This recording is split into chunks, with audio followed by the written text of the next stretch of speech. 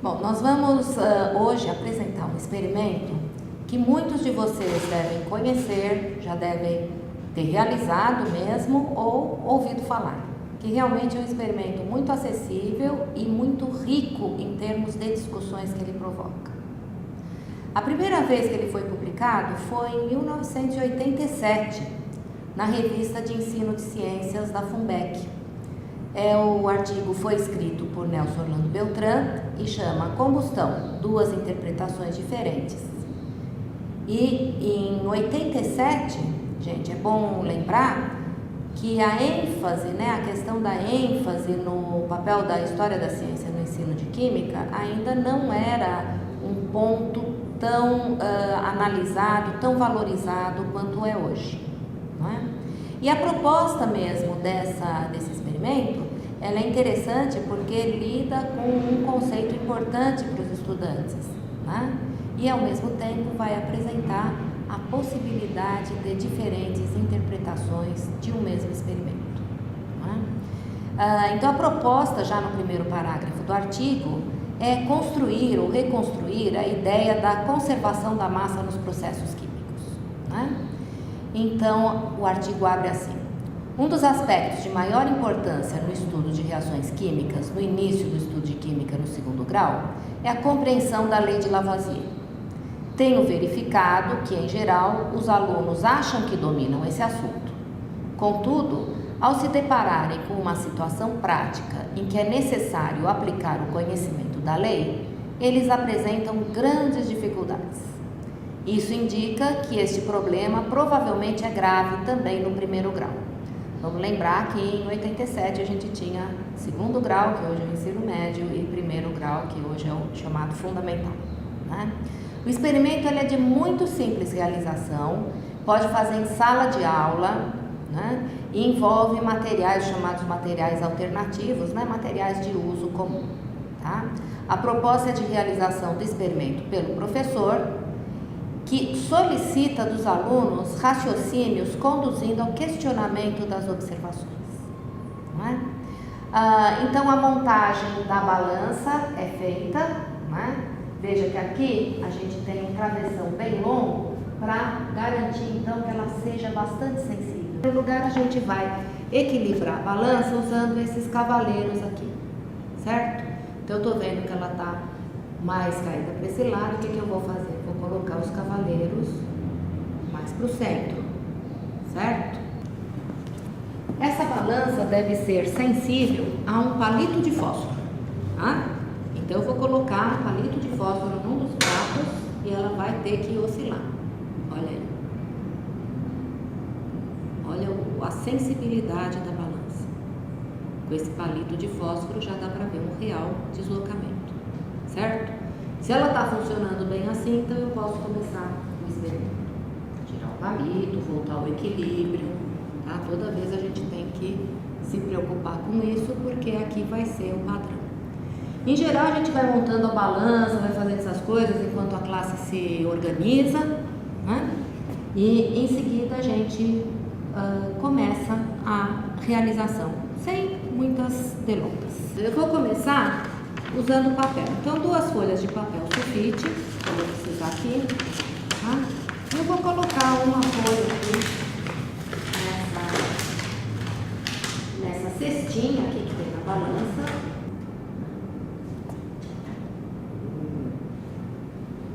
E vou colocar outra no outro prato da balança. Isso a classe já parou de fazer bagunça, já está olhando, falando, nossa, que traquitana será essa que o professor trouxe? E aí então eu vou colocar do outro lado.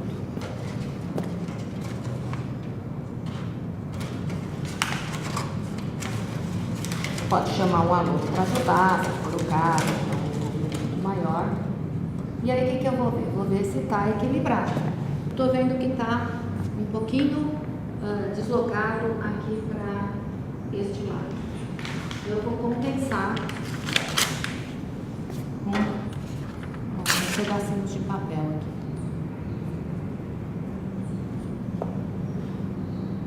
Deu. Muito.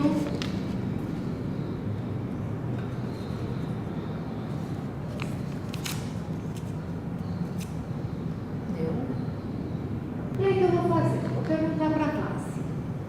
Olha, eu vou queimar essa folha de papel aqui desse lado. O que vocês acham que vai acontecer?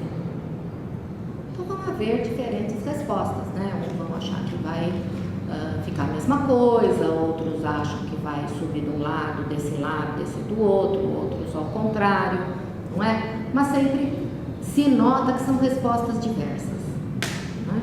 Então eu começo queimando o papel aqui. Tem que tomar cuidado para não virar balão galinha, por isso que a gente prende. E aí, o que acontece? Nossa!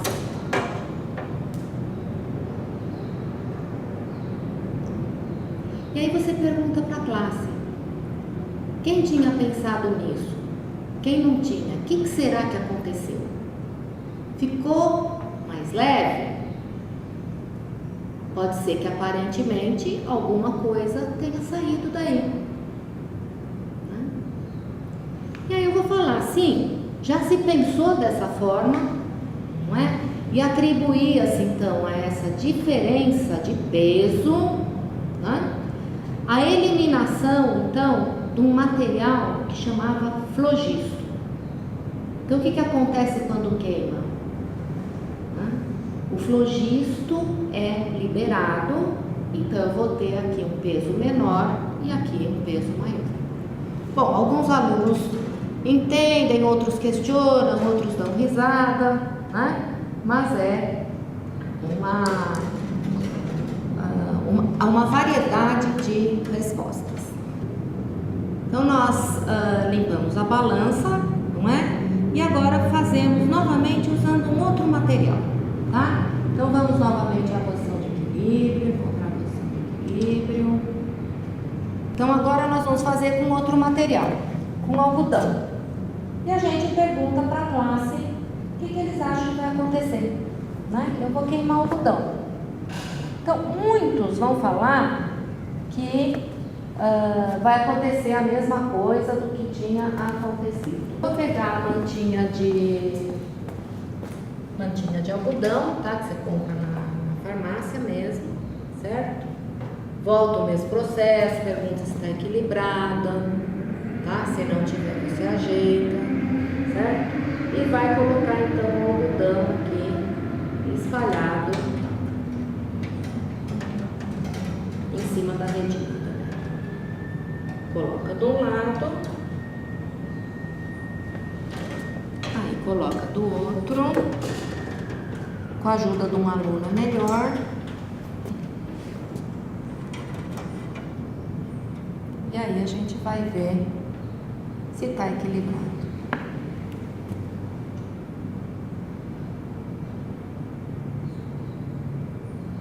Mais de lado.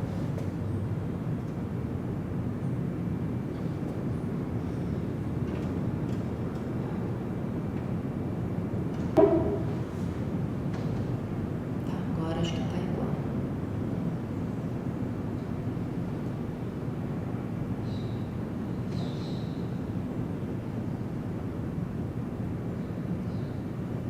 E vou novamente fazer a mesma pergunta.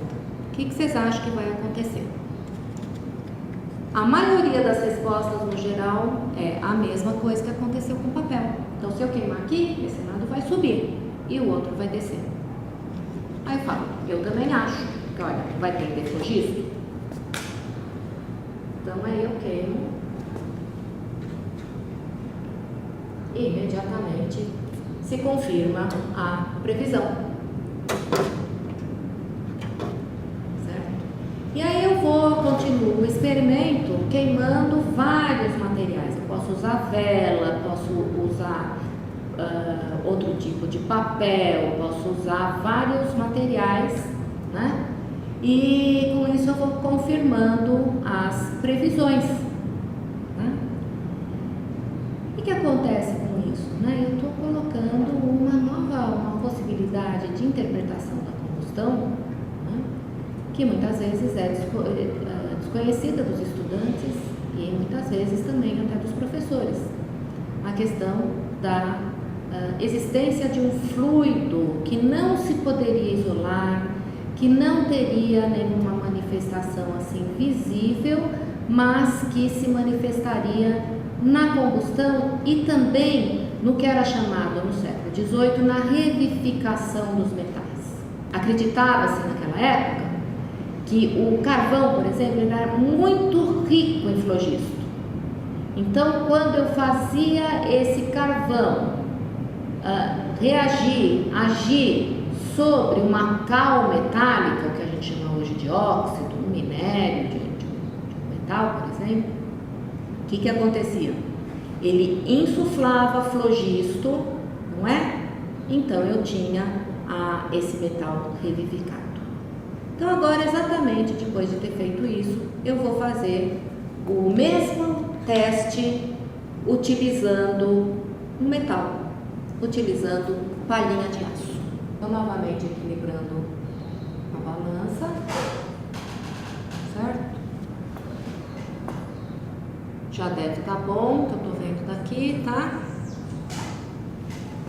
Então, vamos pegar a palhinha de aço. A mesma pergunta: o que vocês acham que vai acontecer quando eu queimar a palhinha de aço? A maior parte dos estudantes vai falar que ocorre a mesma coisa. Por quê? Porque pelo processo aí de observação que eles tiveram, não é? Eles vão chegar a essa generalização. Então, tudo que queima vai perder alguma coisa, vai ficar menos pesado. E visualmente é bastante bonita também, né, esse experimento. Vamos partir aqui para... Eu estou queimando do mesmo lado, né, para o aluno falar, isso queimou do outro, né?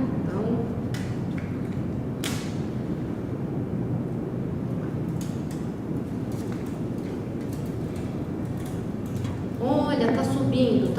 O que vai acontecer? A mesma coisa? Olha lá, o flogisto saindo.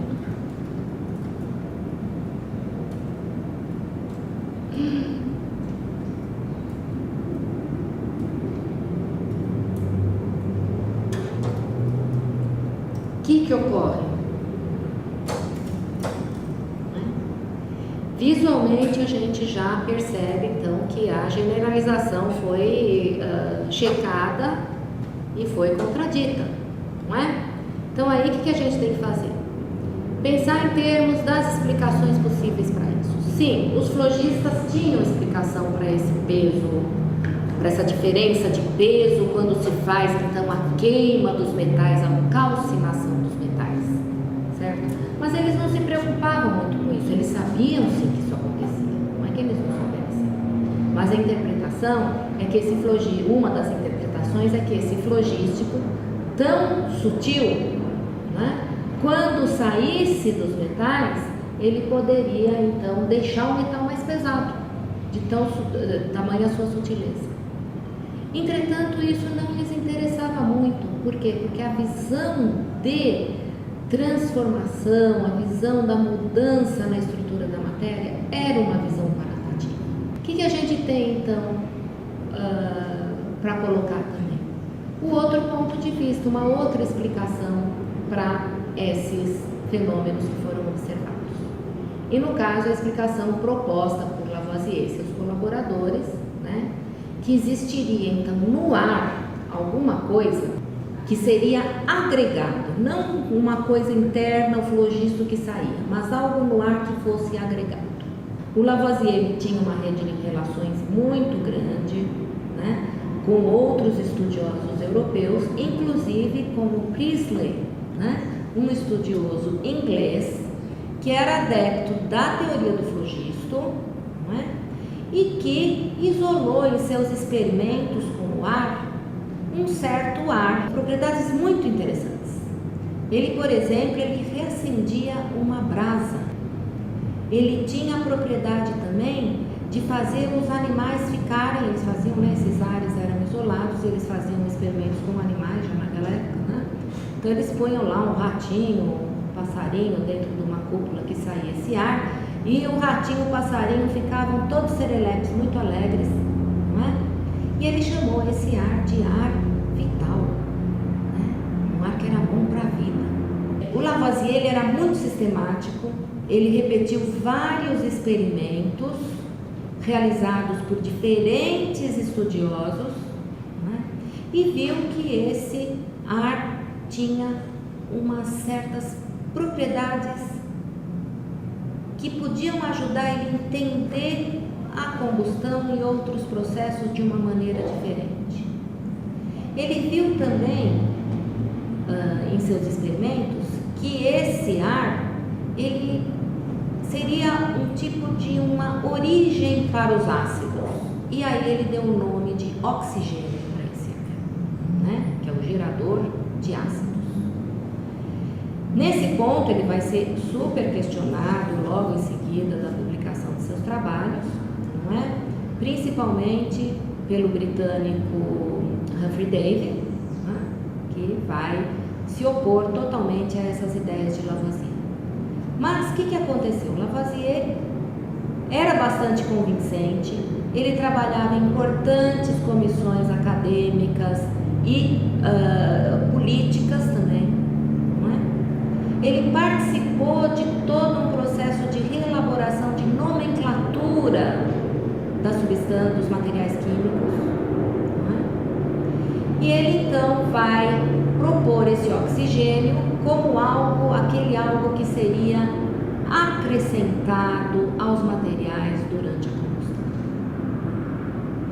Ele vai realizar os seus experimentos no que a gente chama hoje de sistema fechado, né? Então as combustões em frasco fechado, as decomposições também, e fazendo as medidas dos pesos, como se chamava na época. Com isso, então, a gente tem o quê? Tem duas explicações, mas para quê? Para o mesmo fenômeno. Isso vai tirar, então, a questão do experimento resolvendo disputas de teorias. O experimento, ele não comprova, ele mostra mais dados, mais fenômenos para serem considerados e podem ser interpretados de diferentes maneiras.